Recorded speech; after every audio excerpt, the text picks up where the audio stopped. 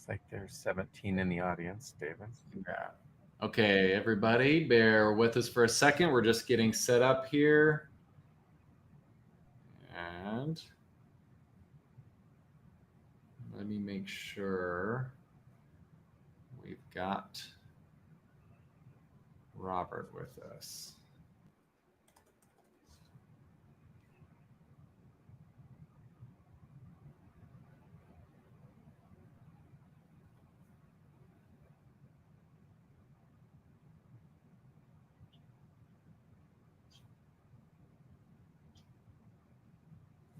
Okay, one second. Let me give him a call.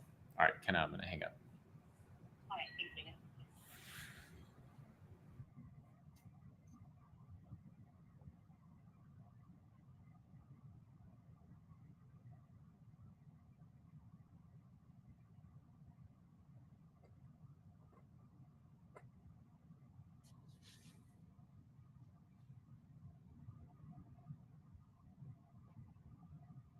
There's Robert.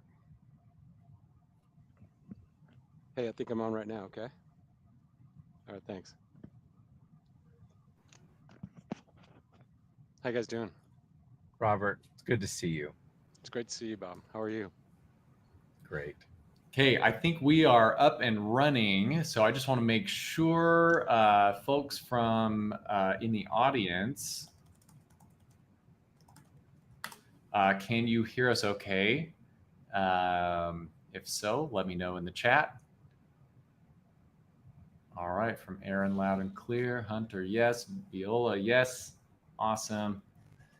By the way, before we start, everybody drop your location in the chat where you're calling in from. We'd love to know who we have here today, where you're calling from. And then we also will be fielding questions throughout this. We'll probably get to them at the end, but if you drop them in the chat, I will keep track of them and make sure I feed them to both of our excellent guests here today. So with that, I am going to mute myself and turn my camera off and let Robert and Bob take it away.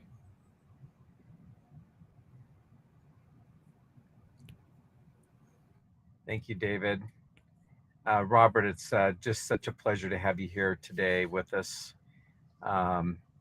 You have been truly one of the most in-depth researchers following us. We've had a fun conversation a few times, and I'm really looking forward to your input today. Um, would you be willing to maybe just kick us off and tell us from the many inches of paper you've described to me of homework you've done on us? Just give us a little bit of an overview of how you're feeling about what we're trying to do, what we're attempting to accomplish. We're getting really good traction. This week we'll take in about $1.5 million of investor dollars, which is our biggest week since we started the round the first week of June. So we're really excited about the traction. Seems like everybody's back from summer vacations, and the kids are getting back in school, and it just seems like everybody's getting back their heads back into the business world. So that's good to feel. But Robert, why don't you just kind of take it from here, and love to hear your thoughts about the homework you've been doing on what we're doing.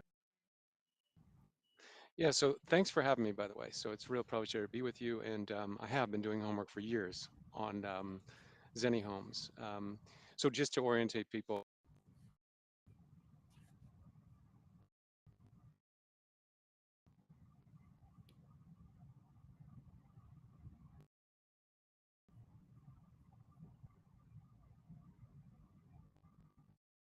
you won't be able to see me because I think I'll lose you.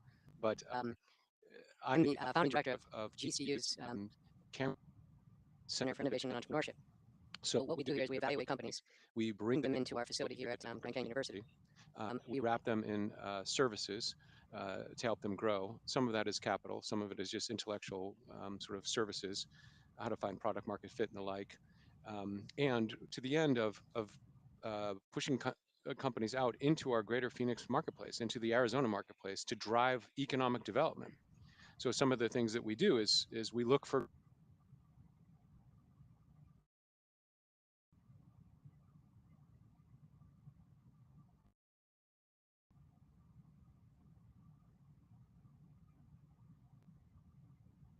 in great companies. I have this idea that Zenny has created an entirely new Robert, path really quickly, we business. do seem to be losing you. I don't know if there's But, anything you do with your internet connection on your end. We're kind of cutting in and out. Yeah, I may have to turn off my camera if that's okay. That's okay. Let me move to a better location. I think I can get some better internet, but I'll try to keep going along the way here. So we will miss the cool neon display behind you, but I'm sure everybody's more interested in your words. So yeah, we're happy to make some adjustments. okay, so the idea.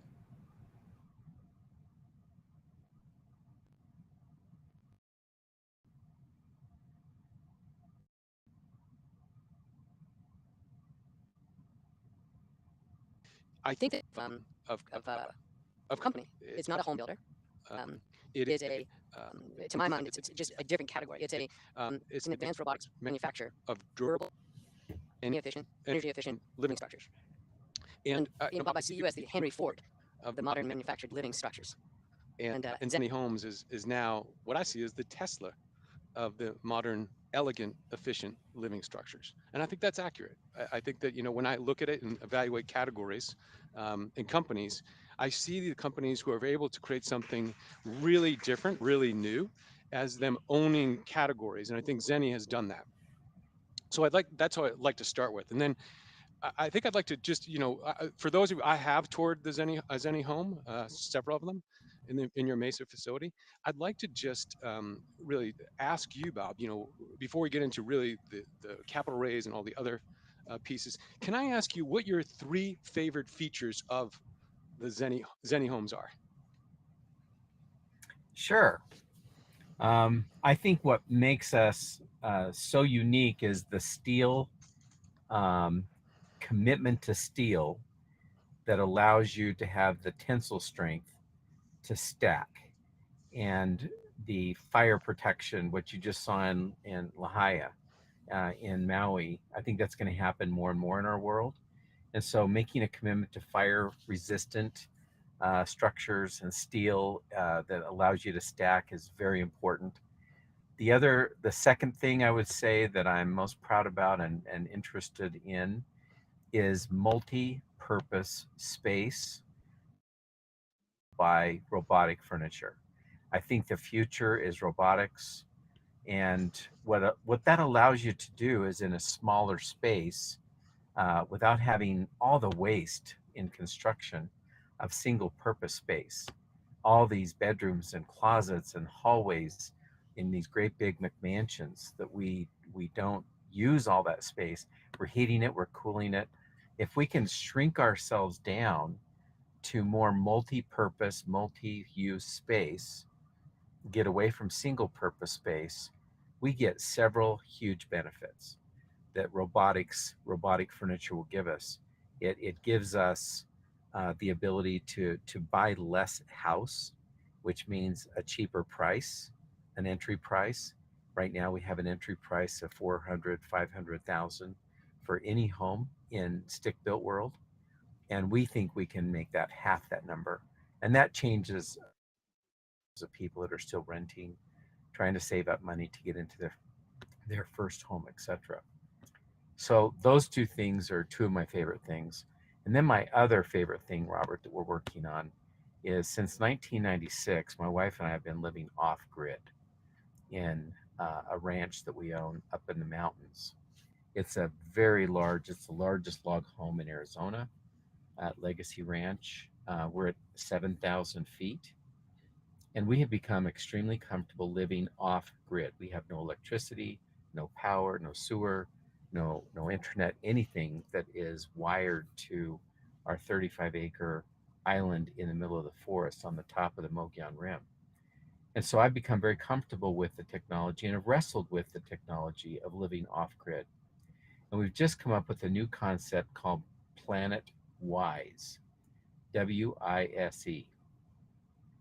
And that stands for building in the factory a home, a home, fully volumetric and finished and furnished and everything. But it also comes with its own water without the need for a well or a municipal water supply, a potable water supply. The I stand that, and we believe in what Elon Musk is doing with Starlink and what Ukraine is fighting the war with Russia using. And so, and I've used many different poor substitutes for that until Starlink, and they are just that, poor substitutes. It has changed the world. You could do voice over IP, you could do broadband. It's amazing what you can do. Forget telephones, telephony, wires, forget broadband coming or even Google fiber optically coming to you. Forget it. It's there now with Elon Musk. So the internet is now possible, installed in the factory, ready to go when you get on the site. S is for sewer. We're working for a very exciting company called Busa West out of Germany for 20 years. They've been doing public parks, laboratories and schools and hotels with a bioreactor combined with hyperfilters. And Robert, I personally took Ford Lab in Salt Lake City. I personally gathered a whole armful of vessels of water with all kinds of little chemicals inside. I took the Utah facility that is using Busa West and coming right out of a septic system. I took water out of that unit and put it in each of the bottles. I personally carried it back to Ford Laboratory, spent $2,000, and I got drinking water, quality water out of their system.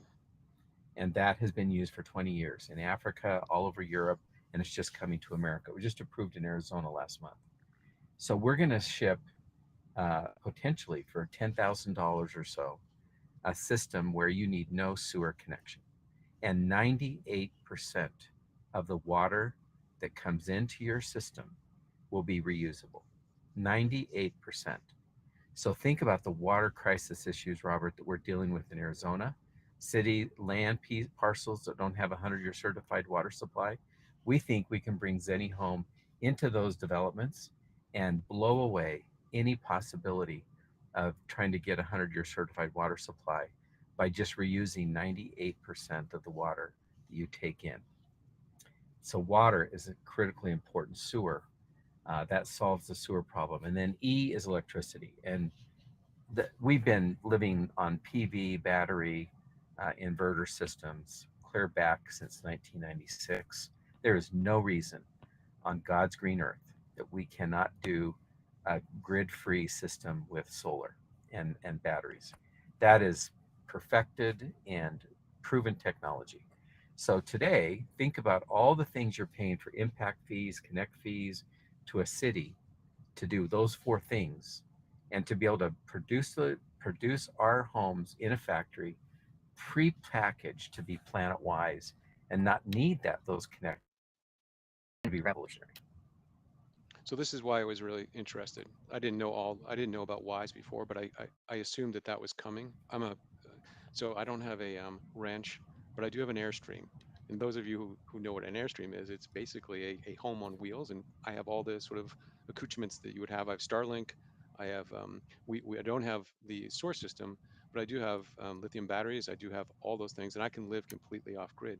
But this is why it's a different category, because it's an advanced robotics manufacturing of durable, portable, energy efficient structures. That's not a manufactured home. And when we think about manufacturers' homes, we think about sort of this sticks. It's really what they've taken in manufactured homes. Not to be disparaging to those home manufacturers, they've basically, put sticks together in a factory somewhere and then shipped it, on a truck. That's what it is. It's really not any different than a traditional home. It doesn't have all the efficiencies that you would like to have in a durable, portable, energy efficient home. Let me tell you my three favorites. So you mentioned the robotics furniture, the auto bed. I posted that on my LinkedIn, and I got people asking me, how does that work? For those of you who don't know what the auto bed is, your living room becomes your bedroom with the press of a button. The button, literally, the bed, you press the button, the bed comes down over. You don't have to do anything, just comes down over your couch. That is really elegant, and it's the space savings is just incredible. So you've got the 2-in-1, so you don't need to have an extra bedroom because it's right there. The other one that I loved was the flex walk-in closet. In fact, I didn't even know it was a closet, when I walked in. It just looks like shelving, but I didn't see the floor.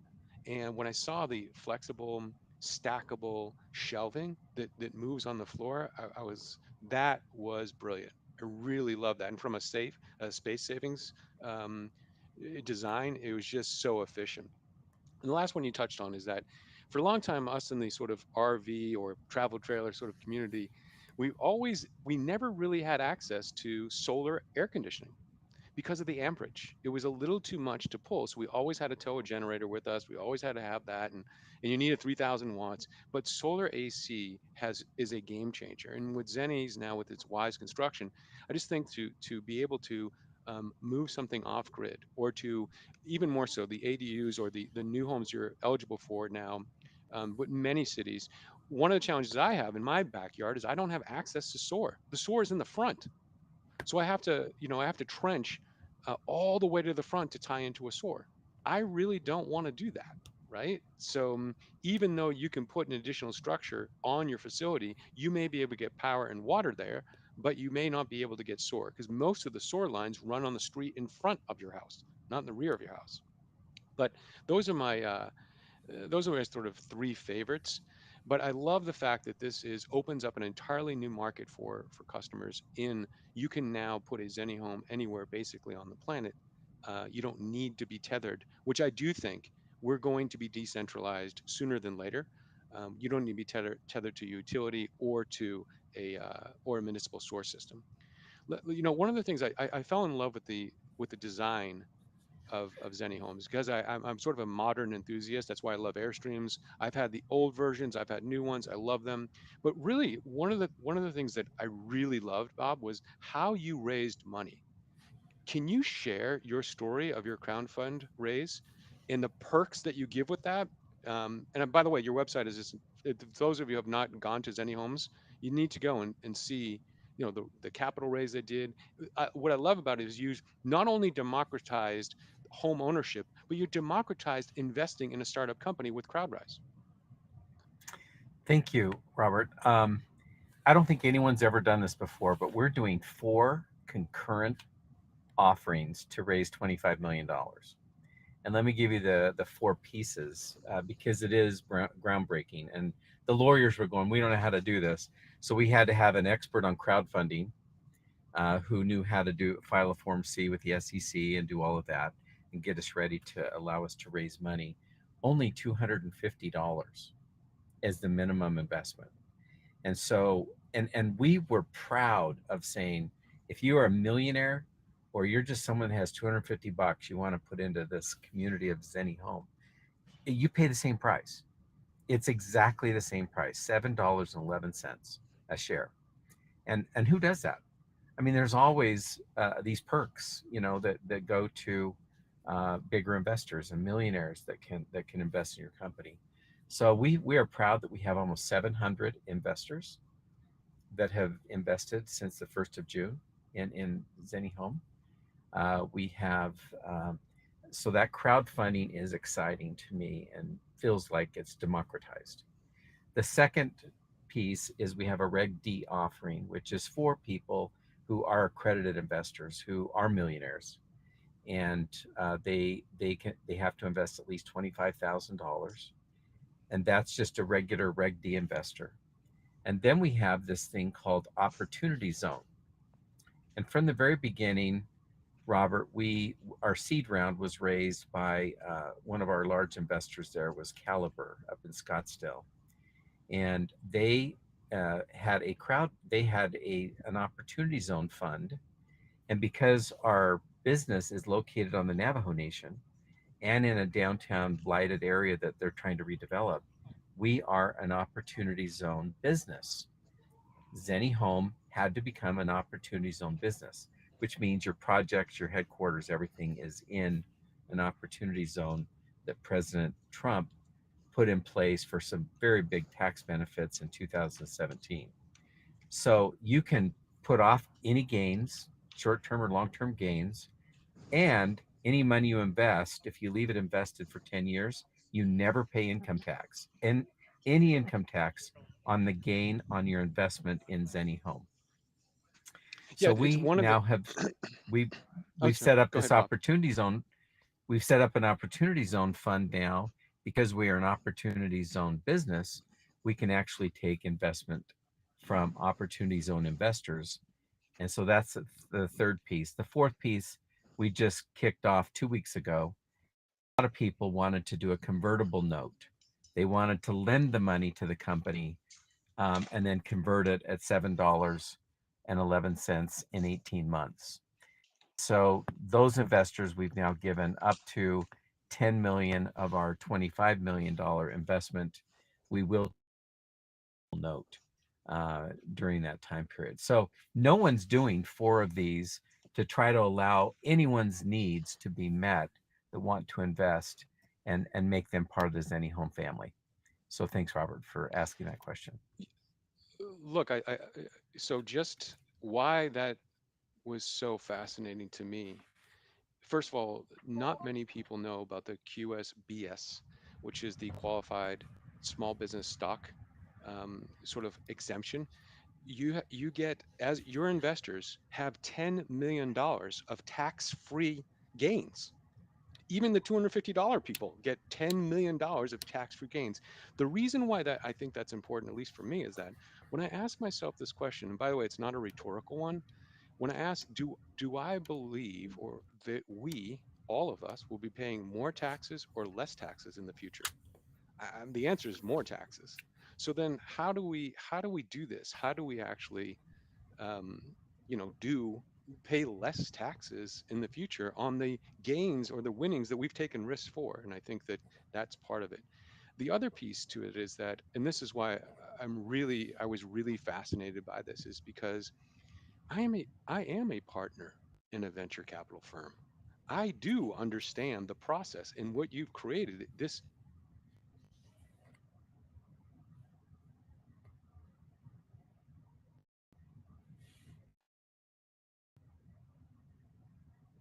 bringing these groups together to raise capital is a really it's the way that an early stage company should raise capital. It's the way you should do it. You should, and many founders say, well, I don't want to work with the 710 investors that put in $250. I think that's wrong-minded. I think you absolutely do want to have those. Those are your fans. Those are the ones you want involved first. So I was just, when I saw it, and if you go to the website, you'll see it right there and gives you these options to invest. But I just really love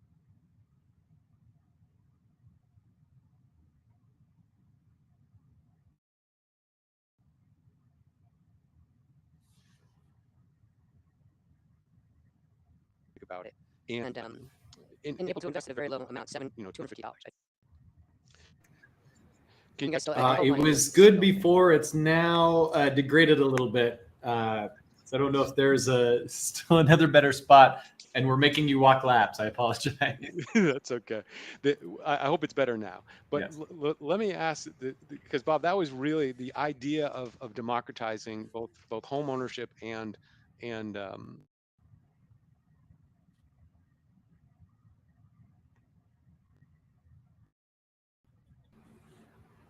Robert, we have lost you again.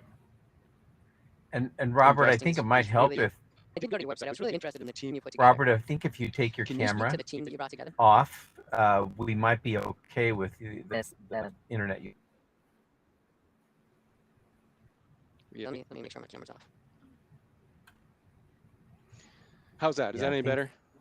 Yeah, let's try that. Yeah, the sound's coming So through it's much better. So I was really fascinated on the way that you put together the offering. I think that's great. When I went to your website, can you speak to the, like, when we look at early stage companies, I always look at the team. Can you speak to the members of your team that come, that I believe add a lot of value? But can you talk to some of the key members you brought in to launch Zenni? Yes, and Robert, I would just tell you that we are actively looking for 2 more people that I'll describe when I finish what we have. First of all, our board is outstanding. We have the 2 experts, one in Utah, one in Arizona, for master planning communities and housing in general. My partner in Utah is Stephen James. 20 years ago, he founded Daybreak, the largest master plan community in Utah, and has won national awards for that. You can thank him, Robert, for our Scandinavian modern design for our home. We were starting with a box, a shipping container frame, a shipping container shape, and he has made it look elegant as a Scandinavian uh, architecture lover, which is minimalist and kind of boxy, and it just works. It's lovely for stacking and everything. So Stephen James is a rock star and is a major shareholder in the company. Um, Trevor Barger is the equivalent in Arizona, has done DC Ranch for DMV, Verado, Eastmark, a number of developments. He's master planning for the Fain family in Prescott. Very, very knowledgeable and expert, and 50 years old, got years ahead of him. What's funny is Trevor just turned 50, and so did Steven. So I've got some, what I consider young guys, but experienced young guys. Another person on our board is Mindy Rex. Mindy Rex was the co-founder of Autoval, the last large factory, 500,000 square foot factory built in America. It was finished about 3 years ago. She was the co-founder there. They are still building wooden boxes that stack there. It was a $110 million factory, built state of the art in Nampa, Idaho. I've toured that factory now several times. The problem is the input apartment building, California area, Oakland, San Francisco, Sacramento. They build them in Boise, they ship them down to the San Francisco area. And every project, Robert, you won't believe this, every project, every box is different. And so the factory, the whole idea of automating a factory is lost when you can't control your architects. And they want to do something different, and everyone a different floor plan, a different cladding option, a different everything they're doing is making the factory go crazy. And so she's on our board because she thinks we have solved that problem, that can really allow you to build a factory with robotics that can build the same thing over and over again. And all you're doing is changing colors of cabinets, colors of floors, colors of cladding, just like a car would get different colors. Sees us as potentially that Tesla factory that needs to be built and needs to be. You have to constrain yourself and not allow the architects to go crazy. So she's on our board, and awesome, Mindy Rex. We have a couple of people, myself and Connie Karras, who is our Price Waterhouse. She was a partner, Price Waterhouse. She does our audit committee stuff. Very, very sharp. She's also really into ESG and is certified in that, and so adds to our board some serious Canadian level of environmental concerns in homes and put them out in the wild in America. On the executive team, Trevor is helping us. He's not only us on our board, but he's also working for us as our chief revenue officer to fill our pipeline with plenty of orders, which we have plenty of market demand for this product, both from developers, but also from governments. Navajo Nation wants 1,000 of our units. And then we have the ADU market that wants one of these in the back, wants to kind of approach that's more Rambler style and less stacked, like the apartments would want. Apartment owners, developers are looking. We also have found some people on our have fantastic experience. David, for example, here has been working in San Francisco and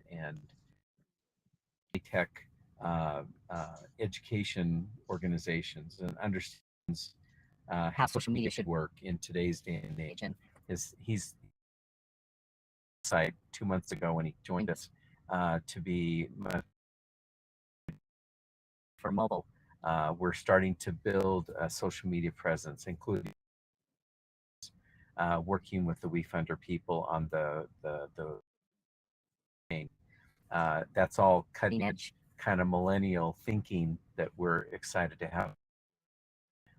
In Page, the thing we're very excited about there is we had 1,000 people that were skilled craftsmen, blue collar workers, that were iron workers, and we're still building. So I mean, how good can that be? Pipe fitters, electricians, carpenters that were let go from shutting down the largest coal plant west of the Mississippi, and those workers have been unemployed for the last 2 years, and we are bringing them back to work. We have 125 people there now, and have 300 more that want to come to work on application, waiting for us to call them up to come to work. So I think the team in Page is extremely gifted as it relates to working around steel, welding, and plumbing, electrical, etc., from a blue collar perspective. And when I was looking for our first factory, I didn't want to compete with everybody else in town. So we went to Page, a little bit more of an isolated location, what people might think is isolated, but I knew there was 1,000 really high skilled people there waiting for work, and it's worked out perfectly in that regard. Our steel manufacturing people that make our chassis is 3 miles away, a great company that we've used in our power business for 25 years, Page Steel. They're the largest manufacturer of billboards in the West, and they built the coal plant, they built the dam. So having that manufacturing facility there for steel has been invaluable as well. I may have missed something, Robert. Did you have a question? I just that is a game changer, I think, for Arizona to have it in Page, Arizona. Can you speak to sort of the number of new employment opportunities you created in just Page alone, just at this point? Can you speak to that? Because this is I wanted to,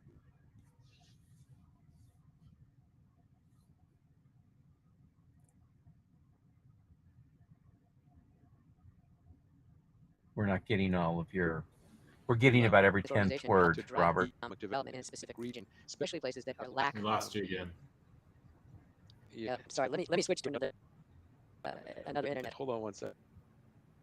I think I understood what he was asking. I'll just go ahead and answer that question. We've hired 125 people in Page.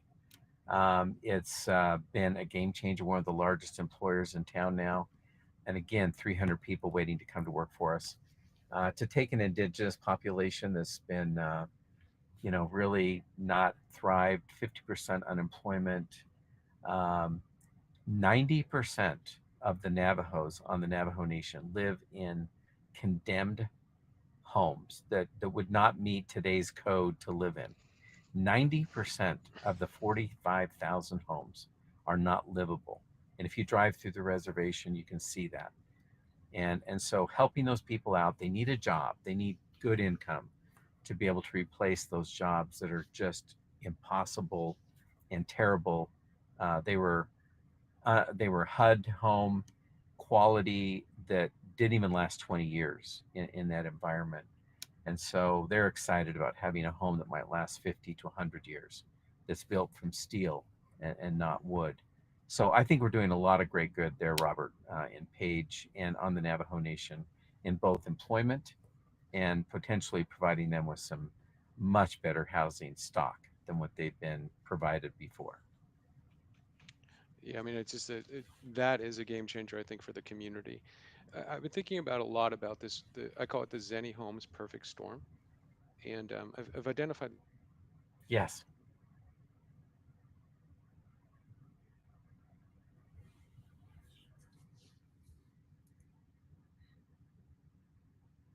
Robert, we want to hear the Can we talk 12. about what these 12 factors are that are driving this? Robert, we want to hear the 12, and we're only getting about every other word. Okay, I apologize, guys. let me switch to another internet provider here. Just we've got a lot going on in our facility here, so it's just we've.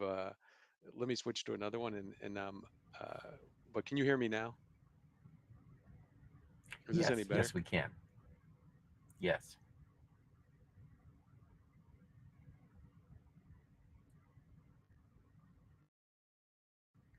If you're talking now, we're not hearing you.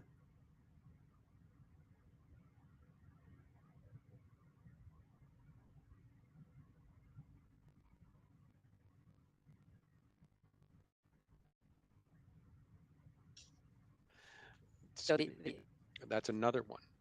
But I want to speak to just that first one. Do you believe, Bob, that the that people are looking for, they can't, the 2% um, mortgages has creating a housing shortage, and now people have to figure out, what am I going to do? Where am I going to live?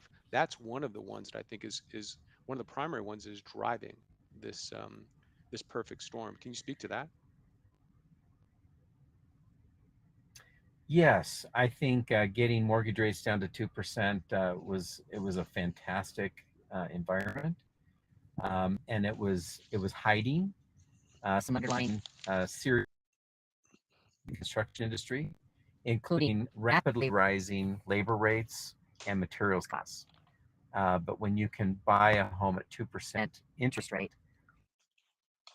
to kind of ignore what was happening in the real cost of building homes, stick building homes. And now people in that 2% mortgage world are stuck in those homes and maybe need to upgrade. Maybe their family's growing and they don't want to go to a 7.5% mortgage. I mean, it's a massive increase in mortgage payment to go from 2% to 7.5%. As most people on the call know, most of the mortgage payment in the early years of your 30-year mortgage is interest. To have it double and triple is not insignificant. Yeah, the other sort of, I'll just go through them as I see them. The other ones that I think are fairly significant to talk about is that I call it generation priced out. The purchase price plus high interest rates plus student debt. People can't afford a home yet, a home anymore. Then this third one is an aging population. We have a need for senior homes, or seniors need homes. That I think that's a is going to be a bigger one. That, coupled with the fact that we have adult children now living at home because they can't afford, they're the generation that got priced out. They can't afford a new home. Then this workplace mobility and these digital nomads, they need flexible housing, which again, it's driving this. I get the problem that Zenny solves. By the way, is I think it's meeting, it's solving the U.S. and global housing crisis, right? And then I think you touched on this before, the off grid movement. I think there's a movement to go off grid, and combine with that the tiny home trend. Less is more. And then we have, this other factor, with city codes changing, allowing for AUDs. And then a big one is that, look, we need 600, at last count, I think it was 650,000 new trades, construction workers. We just don't have the people to build homes anymore the way we used to. And then there's this other one that I think is really not well communicated. The tempo and frequency of natural disasters, destroying entire communities, that need to be rapidly rebuilt, like Maui and other places. That's happening more and more frequently. So I think that's really important. That speaks to the total addressable market of this. Then I think there's a generation of people that they want experiences. This generation experience versus, my generation was generation mortgage. These are people who, the generation experience, they don't want to be home poor. And then there's this really, I think the last one is this: Airbnb property owners have purchased available housing and inventories in places around the globe, from Lisbon, Portugal, to places like Glendale, Arizona. And Airbnb real estate is now an asset class. Many apartments and homes have essentially become hotels. And that's really driving, I see this trend of driving this demand for these, um, you know, affordable, portable, energy efficient, low maintenance, low cost homes. um, and I actually don't see this going away. And in fact, I think that when we look at the market, it's a $2 trillion market. I actually believe that's undervalued. And here's why. If you add in the cost of rebuilding from natural disasters, if you add in all those other costs, you're going to see that the total addressable market is probably double that $2 trillion number. Here's my question: given all of that, this perfect storm, what segment of the market do you think Zenni serves best at this point? Robert, people on the call probably don't know that for over a decade I have been a pro-immigration person because um, I was working of all Spanish speakers and was here for the SB 1070 fiasco in Arizona, where we chased out really literally all of our workforce, our construction workforce, because many of them came without documents. And employers were happy to employ someone to do the job because the kids of our citizen population were not willing to go swing a hammer in 120 degrees. And so the whole construction industry in Arizona was based on this immigrant community that we basically chased out in 2010. The economy collapsed, the housing market collapsed, and then we chased everybody out. Well, they're not here now. And those that did have papers have aged a bit, at least a decade, 15 years. And as we know in the workplace, if you stick around for 15 or 20 years, you're a supervisor. You're not an entry level laborer. And so I think seriously, we have not of cutting and its impact on the cost of construction and the labor pool necessary to build on site is just it's impossible to satisfy today. So I agree with you. These 12 perfect storm issues are creating an opportunity, I think, for single family homes time, and I think the other big opportunity is for apartment buildings. And during COVID, everything went up in cost, including rent everywhere. You just have for these other generation priced out, aging population, adult children living at home, the potential consequences of mortgage rates.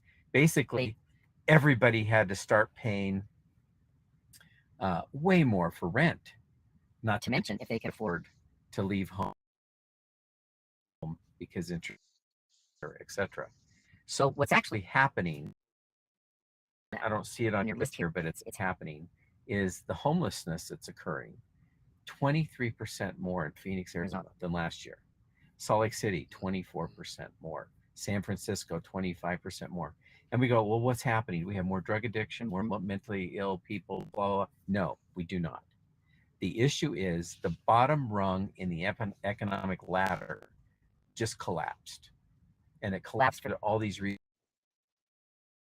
Student debt, mortgage rates going up, no workers, immigration stopped. So now we have no one here coming to America who's willing to work at these entry-level jobs. And so what's happened is the bottom rung of the ladder broke off, and we just 25% city in America of homeless, unhoused, unsheltered population. And that's a serious problem we're not addressing as well. And I'm just starting to work on. I've been called about getting 2,200 homes to Maui for the fire. That's climate change, rising sea. People don't want to recognize in Lahaina in Hawaii. Do you know what the real problem is? They're going to do what they did in Hilo when they had the big tsunami in the 1960s. They're going to take 1,000 feet of oceanfront property in Lahaina that had the front street there, all the big cap, cool commercial stuff. That's going to never be built on because they're counting on a 3.5-foot rise in ocean water in the next 30 years. They're also going to put all the utilities underground. They want to regrid the city. So all the homes that got burned down are going to go through takings and right-of-way expansions, etc. That city, that area, will not have homes on it again for 5 years because they got a remaster plan, and those people are going to have to go find a place to live. So you're right. All these factors are combining and this is going to get worse before. I don't know what the hurricane aftermath is in northern Florida, Panhandle, from yesterday, but there's an impact. I heard of storm surges of 12 to 15 feet. That wipes out so much housing when that happens on the coast with just a hurricane. So yes, I think there'll be apartments and single family homes and ADUs that will all surge in these conditions.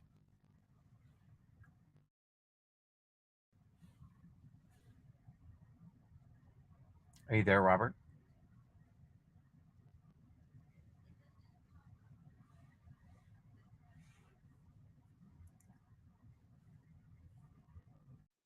David, can you hear us? Are we still here? I can hear you. I think we lost. I'm Robert. sorry, David. Can you guys hear me? Now we can. So this is so important that I think that we need to make. I think there needs to be change in the way we think about housing, and the way we think about development, and that brings me to this question of what can you speak to? I know that Caliber is doing the Opportunity Zone developer is doing a project with ZenniHomes in Mesa, Arizona. Um, can you speak to that? Can you do the math for me versus a ZenniHome development versus a traditional cost? Both the cost of the product and the opportunity cost with the availability of rapid production. Can you? What I want to get at here is that why wouldn't a developer put in their consideration set ZenniHome as their product of choice for development? You can stack them, you can do all these things, but can you do the math for us just about, as a developer, I can't find labor. There's an escalating cost of products out there.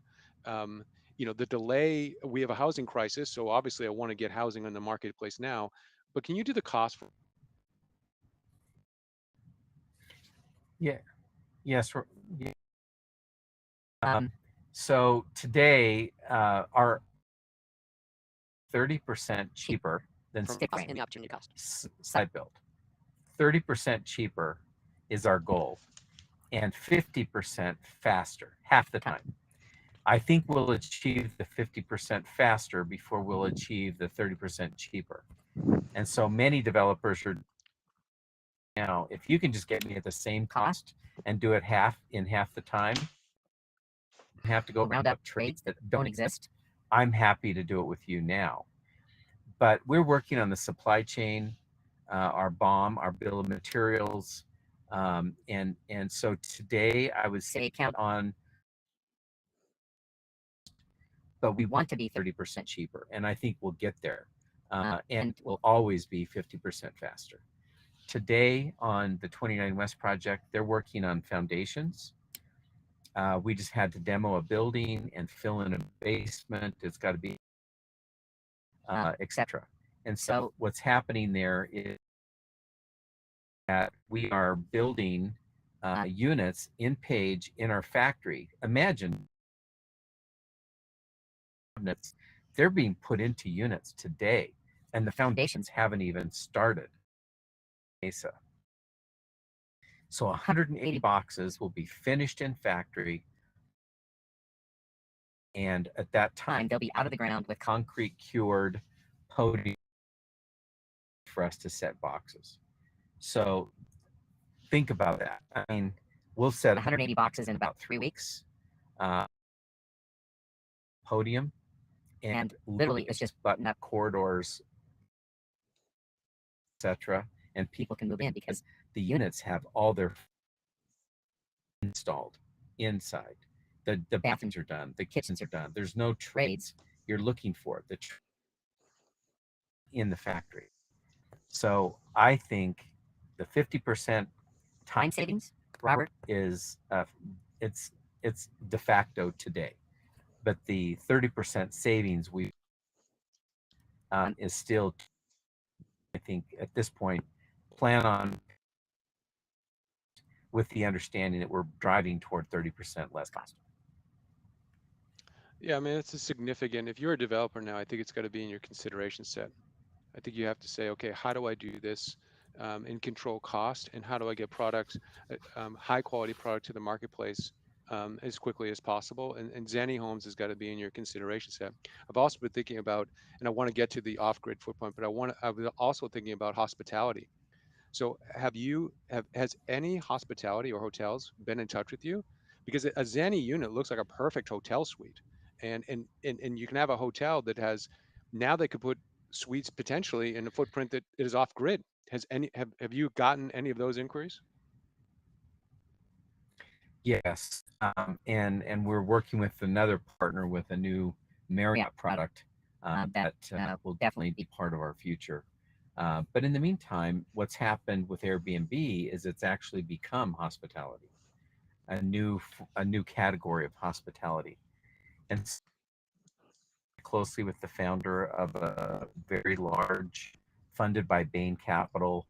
The founder is joining our board, and we're working with him extensively. The last couple of weeks, I've been with him hours and hours, and we feel that Zenni will be a perfect fit for their stock of new Airbnb products, which is becoming a new form of hospitality. There will be the company's today called Build to Stay, but is being rebranded. It's raised 300 million with Bain Capital, and it's based in Arizona. Another category buster that's been started by this gentleman in Arizona after Treehouse and OfferPad and uh, Inspiration Homes. So basically, um, they are very interested because to build today is not economic. It's not in the cards from a time perspective. He told me they just walked on a 100-home subdivision, not because of cost, but because of the time it would take to build 100 homes. The GCs don't have the trades, they don't have the subs.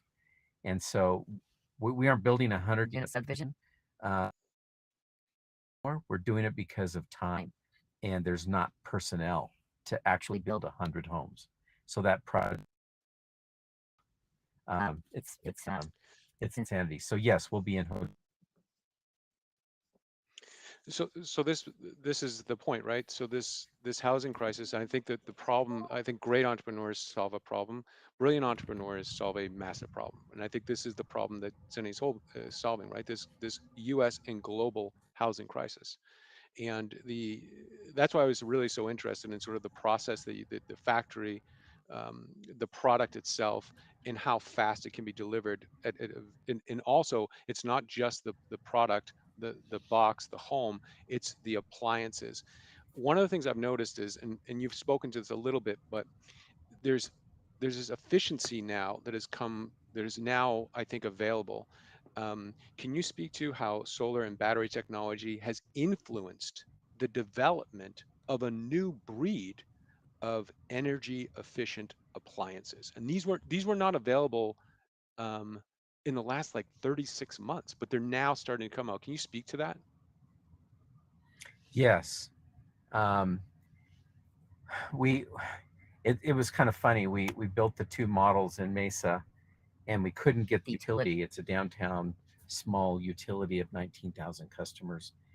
Just couldn't get an agreement on connecting this modern solar battery inverter home. They had never done it before. In 19,000 customers, no one had ever done this before. We want to be grid tied. We want net metering. They'd never done it. So really for 5 months, 6 months, we didn't have any grid power. And yet every day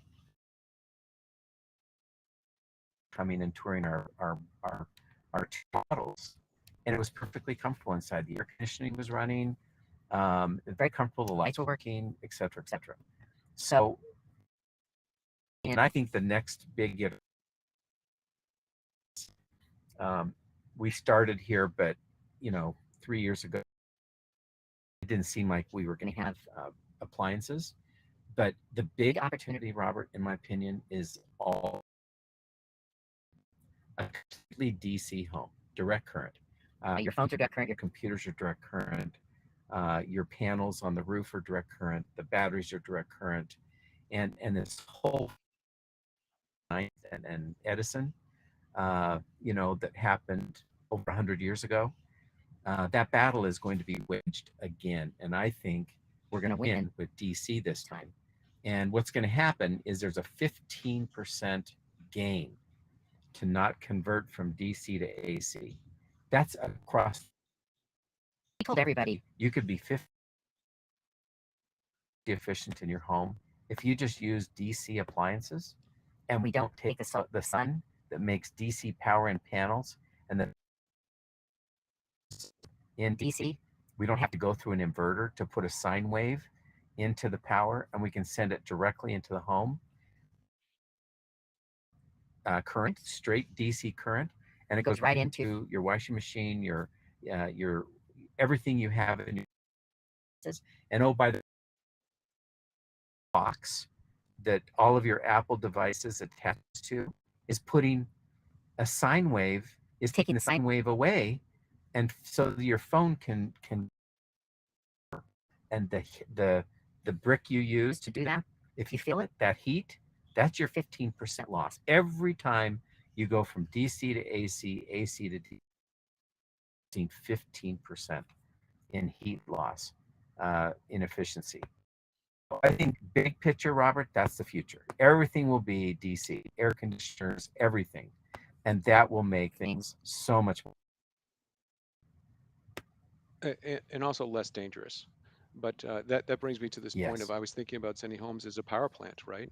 So when there is a natural disaster, with these stackable batteries now, I think there's a 7 kilowatt from Tesla that has one, and but it becomes a charging station, doesn't it? The home becomes a charging station. It's For not just all the that. other Go ahead. Yeah, but it's the charging station for everything else that's electronic, and I mean it's the most efficient way. You capture the by the way, the largest reactor in the world is the sun.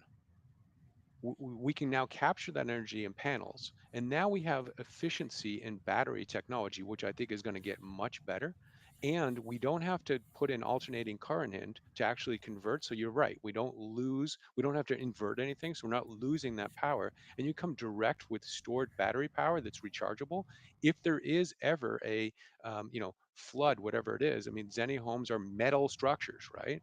So you will, the likelihood of you having to wait for, if you're in a ZenniHome, the likelihood of you having to wait for the power company to turn on your electricity in a natural disaster without a ZenniHome is pretty good. But with a ZenniHome, I think if you're a direct current, like, you don't lose anything. It's probably, and it's safer than alternative current. But I didn't want to cut you off there, but I said that I was thinking that ZenniHomes becomes a power plant. It's decentralized power in a power plant. And I think that's really important, because if we have to charge something, now we just plug into our home. We don't need the utility. Yes, and if you look at the lawsuits flying in Hawaii, on Maui, the law between the county of Maui and the utility of Maui, because who caused the fire? And the utility says, well, I couldn't de-energize the line, because then we would have de-energized all the downstream users, including fire department and water that's needed to fight the fire. So you look at this whole antiquated system of wires, centralized utilities, and I'm saying all of it: sewer, water, power, etc. The sooner we can be, the sooner you basically have cell phone line. You just got rid of it. And if you go to Africa today, no one's putting in telephone lines. No one's putting phone jacks in their homes. How many people today have a landline even at their home that was wired for it? So centralized and have our own power plant in our own home, we don't have the problem that Maui just had. And if there's power lines down somewhere, who gives a crap? I don't need it. I'm just fine. I'm living in air conditioning. I'm able to do everything I need to do. And the other thing I wanted to mention that I think people are, I'm sitting here right this minute with 5 minutes remaining in Tucson, Arizona at a supercharger. My car has just, Mm. you know, something like 300 kilowatt hours of power into my battery.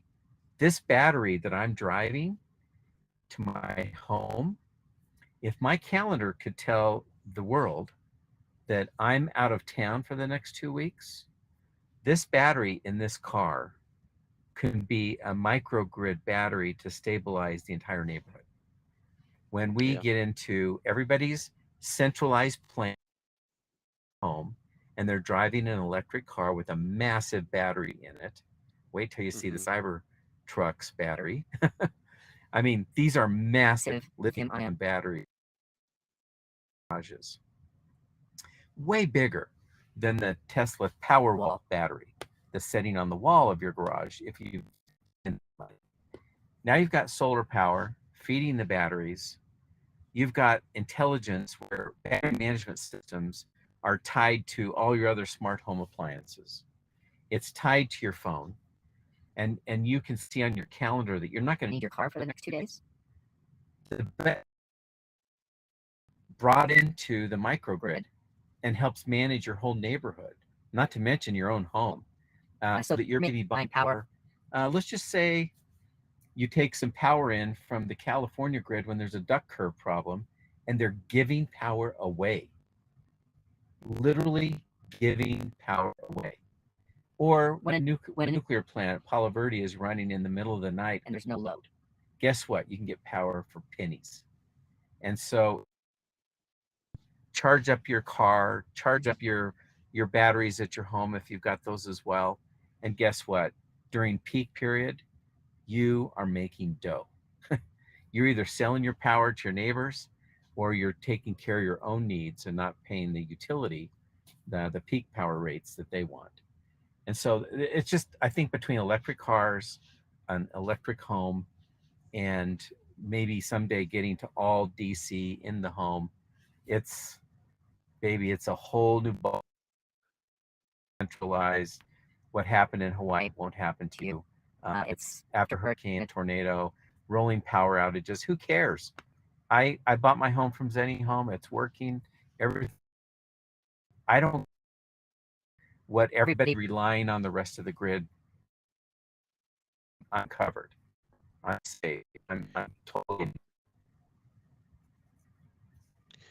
Yeah, it's going to happen. It's happening already. And by the way, the Paradise Fire in California and other fires, we now know the cause was PG&E. Their power lines hit trees.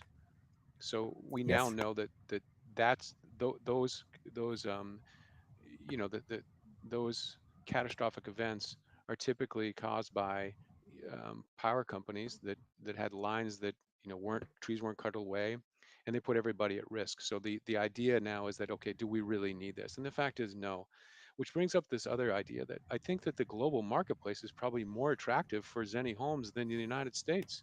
They don't have any of the infrastructure or the resistance to the antiquated infrastructure that the United States does. There's a defense of the power grid here. It's a rational defense, but there's still a defense of it, right? There's not this, like when I say that, there's not a plan that we have here in the United States at any state to decentralize the grid. There's not a plan. The plan for the utility companies is to keep the grid in place. It's not to make it, more efficient with DC or more efficient. The plan is to keep it in place, dangerous as it may be, at risk as it may be, for all sorts of things, cyber hacking, all the other things, right? But there's not a plan to decentralize. However, across the globe, they're not wedded to a utility system with power lines and the like. Have you explored, I know it's probably difficult to think about global marketplaces now at this stage, but have you explored what developing worlds may when they may need it, and what product would they need in terms of a ZenniHome? And I'm talking about, places like Africa, Central America, and the like, that they don't have efficient grid systems. Even some places in Mexico that just don't have. There's rolling brownouts. But what is the opportunity, the global marketplace for ZenniHomes? What does that look like, and how would you deliver to those marketplaces? Well, let's start with delivery. Robert, we are built to ship our homes. I mean, think of the old days moving homes. There used to be companies used to come and move these homes, these massive efforts to raise power. We were designed and built in a factory to be shipped. And once it's installed, it can be moved very easily. First and foremost, our volumetric modules are built to ship. Ship on ships, ship on trains, ship on trucks. Imagine going coast to coast, which typically runs about $7,500 per container, 40-foot container. Just from San Francisco to New York for $7,500. So because you're a shipping container dimension, your home is not some oddball. If you listen to all the other home manufacturing people, oh, you should be building 12 feet wide. You could go down the road with a permit, 12 up to 6 feet wide. Well, guess what? A train can't put you on at 12 feet wide. They can't even put you on at 9 feet wide. They would run into each other in a tunnel, and so you've just lost the ability to go anything other than start to try to get bigger and more greedy with the dimensions of your modules coming out of your factory. So we think staying pure to 8 feet wide is really important. The other thing that's going to be a challenge is up to me in Monaco when I gave this speech over there last year, and it's for farmers in Congo. I said, okay, great. I mean, let's talk about that. What does that mean? Can't cost more than $10,000. You know, my steel frame is $10,000. My chassis, and what happen is we're going to have to figure out in the developing world, can they afford $100,000 home, and if not, do we have to engineer to accomplish something there? And I think, to be very realistic, even I've been approached by Ukraine. The looking to rebuild after Russia's done with their excursion into Ukraine. There's hundreds of thousands of homes that have blown up, and they need houses. Our draftsmen are in Ukraine. We pay every week. We pay people in Ukraine.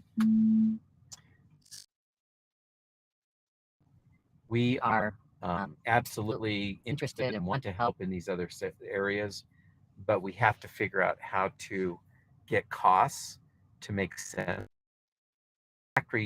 Our next factory 2.0 that we will have after the page first factory that's very manual, it can go anywhere, and we know it's going to cost to go anywhere. So we could build 1,000 factory per year in other places. Labor costs will be a savings in many of these countries, but it's still $1,000 homes, and so we're going to have to rethink materials to be able to really help out the farmers in the Congo. But it sure beats going there and building for sure. So we will address the global marketplace. We can put our facility anywhere, or anywhere. We're going to figure things out here in an expensive market, and then hopefully in our bill of materials, our BOM, start driving those costs down and driving our labor down. Third world countries. Yeah, I mean, I thought about, like, when I was thinking about the manufacturing facility, I have not been up there, but I've seen pictures. And I thought about, there is, back in World War II, and even now, there's factory ships that actually produce on ships to deliver, to offset the cost of actually, moving that across the globe. They actually put there's a factory ship. Have you ever thought about the potential for a factory ship with another manufacturer? Like, could a Tesla solar panel manufacturer be co-located on a factory ship with a ZenniHome manufacturer, and deploy that production facility to sub-Saharan Africa or Asia or parts across the globe to create a product with the same footprint, the 8-foot footprint, but with different materials for that region. Because what you would potentially do is you still have the box, but there'd be cost for the actual facility, the manufacturing ship, but it would preclude the need to actually put them on ships anyway. You're just bringing the boat there, right? Have you ever considered a factory ship? I love the idea, David. I mean, Robert, and it's really uh, thinking ahead. We haven't spent a lot of time on that, but our new factory will be 300,000 square feet. 300,000 square feet is not that big for a ship. And so I think that could absolutely be done. I don't know what other lines and what other components, solar panels, and other things, how much that you would need to load up as, supply chain items as you go there, or be that bring in batteries, solar panels, etc. And how much of that could actually be also factory on the ship. I think it's a great idea. And it's Yeah, I know our time is running short here. I want to sort of close with just a couple questions. In terms of like just Zenny Homes right now, the market to me seems that it's got to be developers, because they're the ones that we have a crisis. I mean, there's no question about it. But developers, the ones that have the resources, have the dirt, the footprint they purchased, um, they're the ones that seem like the most likely marketplace right now to purchase large quantity and put developments on the ground. It, is that really the impetus, the focus at this point, to work with developers to have them put Zenny Homes in their consideration set? yes, and it's very wise of you to point that out, Robert. The last 3 years, I've been on the phone sometimes 5, 6 hours a day, not running the business, but just talking to developers, and also talking to people who want to. And guess what? The amount of time to sell a developer and to sell a person to put a casita back by their pool, and the developers have in-house expertise for permitting entitlements and all don't. And we think those like Boxable and others who are focusing on the ADU market are going to really struggle, because the cost to get one unit approved in California is not insignificant. The homeowner educated, etc. So we'll do that, but our core business and the calls that have come in, of the 40,000 units we have in soft order backlog, 75% are developers. And you're selling 100. I have a winery here in Elgin, Arizona. He wants 10 units. Well, it's the same work to sell him on 10 units as it is to sell him on one unit. And he's more sophisticated. He's got cash. He's paying cash for the units. And so I think there will be people in our space will eventually find out that the big opportunity is with the big developers. To your point, it is where the money's going to be. And that actually starts to make a dent in the crisis. The other piece that I've noticed in terms of for developers, one of the trends I've seen, and I've not, it's come up over the last maybe 3 to 4 years now, is that I've seen single family rental units. And so you can actually rent a single family home now. You don't have to purchase it. I think that's a consequence of the perfect storm that we're seeing.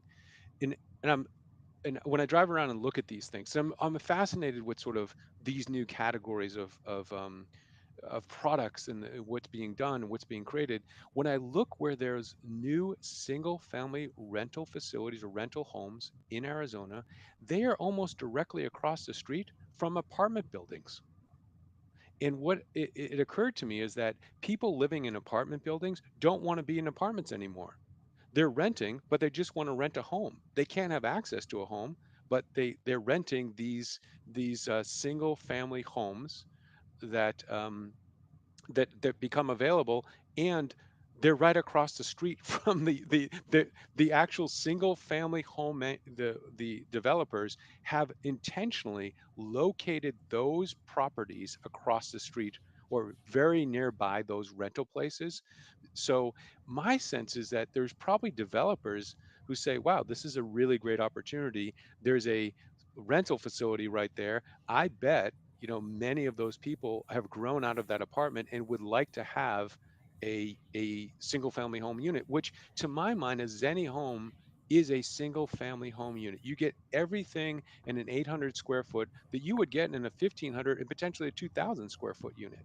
So I believe that that's an interesting market, and I do think that at some point, developers, to get product to market fast, they're going to have to think and do differently than they've done in the past. So that's now. I'd like to ask this one last question, then close. W- w- When will you really ramp up manufacturing production here? When will we see hundreds of units a day going out the door? When do you think that will happen? Well, we now know that our current facility that Tesla's engineers that we hired 3 years ago told us, build your first factory manually.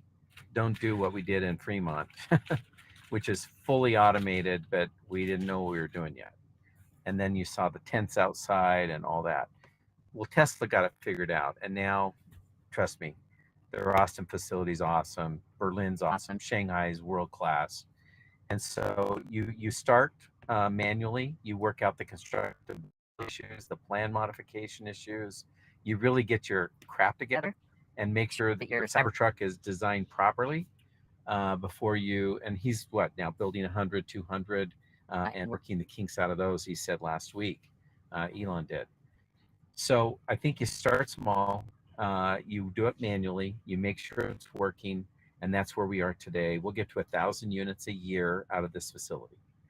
The next facility will be 1,000 units per facility, and that's still only building 24, 25 homes a day in a factory. And they're throwing out, Shanghai's throwing out a new unit every 30 seconds. And so the automated EV um, factories today are showing us how to go fast and how to have high quality and low cost. And so we're going to partner up with them. I open in the company. I'm saving for very special people. One will be a COO that will have built. I'm talking to some folks that have built Tesla and data factories and understand how these new lines more robotic than ever before. Will be the COO, dream COO I'm looking for, and then the CFO that understands the capital markets and how all this is going to work. I'm a CPA. I'm covering that now with another contract CFO, but we need a great internal CFO, and that's another position we're looking for. I wanted to mention one more thing on the apartments and the rent to own homes next door. That same thing is happening with hospitality. Marriott, 5 box, and here's an Airbnb next door. And now there's companies that are doing like the build to rent homes. They're the company Build to Stay, financed by Bain Capital. They're the investors. They're going to build whole subdivisions that are all Airbnb. And I ask you the question, what's the difference between that and the Marriott? Why are people wanting to stay at the division where every home is an Airbnb? So that there's no NIMBY backlash with mixed neighborhoods. Why is that any different? Coachella festival and renting a room in a hotel versus across the street from the polo fields. What is the difference? People want that intimate and private sense of a home versus living in a box of homes. So yes, it's happening in hospitality with Airbnb. It's happening with apartment dwellers versus build to rent single family homes. And we should watch that very carefully and see how that plays out. The density is not going to be as high, obviously. There'll be more urban sprawl with that, but we're getting 20 units per acre on one single family home not stacked at all. So we can still get big density with your own place on the ground. So we'll have to see how this all plays out, Robert. But man, you've got great questions, and you're looking around the corner like I'm trying to. And between us, let's get a lot smarter together. Yeah, no, look, I'm a fan. I'm a cheerleader for startups here in Arizona. I love the state of Arizona. But Bob, it's been a real pleasure to talk with you about this. These are questions I've been wanting to ask, and I just wanted for the audience that are listening, if you ever have an opportunity to go and see a Zenny home, I think you're going to be really impressed. They're in Mesa, Arizona, downtown Mesa. It's a really, really great um, product in the facility. And then I encourage you to go to the website. $250, you can be part of the um, part of the team here, right? So I think it's just I'm so proud that Bob, you've done this in Arizona. I'm really proud to see this. I think it's world class.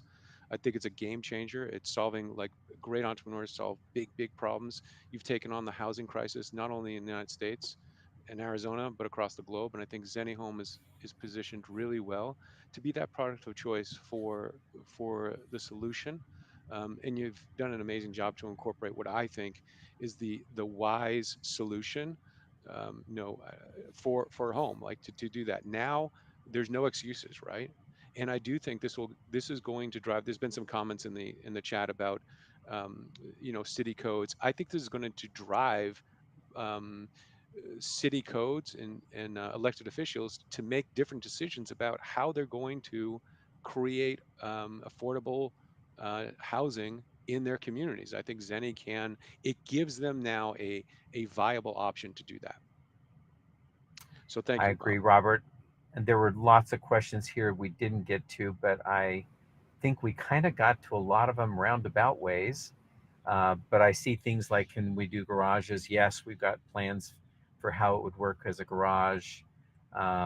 People are saying, let's see, other quick questions I can spot here really quick.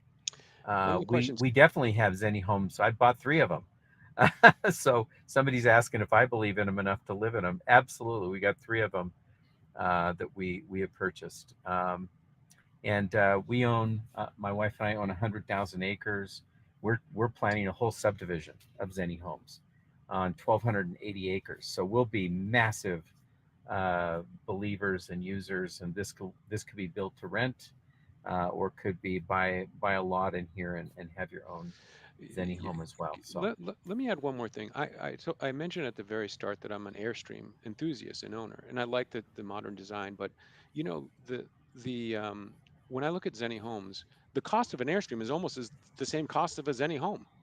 And yes, and I don't get the appliances, I don't get the efficiency, I don't get the space, I don't get. And oftentimes I drive my trailer someplace and I put it there, right? I don't really move it around that much, but it is the and a Zenny home is way better built than my sort of aluminum, travel trailer. But from a cost perspective, from utilities perspective, a Zenny home is an amazing product for the price that you get, and you don't you don't need to lay a pad down.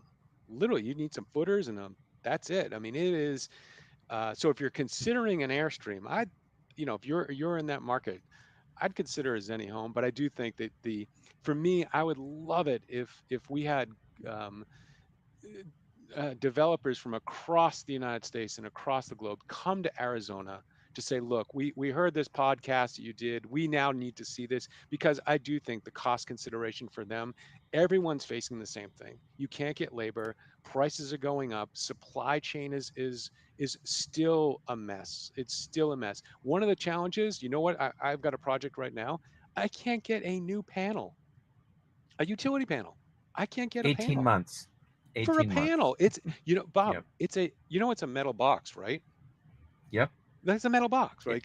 it might So it might have a bus in it, an aluminum bus, and a that's it. box. I can't get a panel for the it's a I have got a 150 amp. I need to go to 200 amp and a proper amp, and I can't get a panel.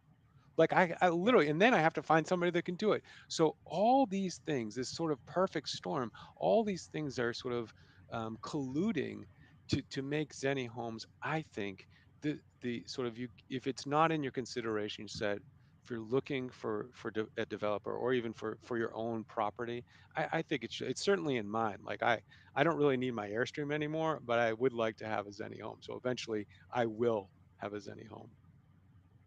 And Robert, I just want to ask everybody to be patient with this as we're ramping up.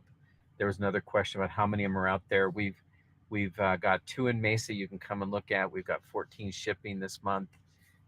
We're just ramping, so bear with us. Place your reservation. Hopefully, become a shareholder and take this ride with us. And I hope you make a lot of money. I hope we become the Tesla of homes in the future. I think that's very doable. We don't have competitors with our same vision. There are people doing pieces of this, but I think we have the most comprehensive plan, and we're executing that the best we possibly can as fast as we can. So be patient with us. Thank you. Thank you, Bob, and thanks for all the folks that listened. But I'm a huge fan and a huge supporter. But Godspeed, Bob. I know this is really important work, and know that here at Grand Canyon University, we're cheering for you and rooting for you. And hopefully, one day you'll come here with us and talk to our people about what you've created in ZenniHome. So appreciate your time. We'll love to do it. And Thank just you. to close See us you, Robert. up, I've posted 3 links in the chat. So for those of you that are watching, link to our WeFunder page. We're just about to cross 700 investors there, which is a really amazing milestone. The link to our invest page on our website, where you can also go check out any of our homes and models and make a reservation there. And then a link to where you can secure a time to tour either the prototypes or the factory. So any of this stuff should be accessible through our website. So remember, ZenniHome.com. And with that, we will end the stream. Thank you very much. Grateful, David. Thank you. Thank you, Bob. Thank you. Thanks, Robert and David. Bye-bye.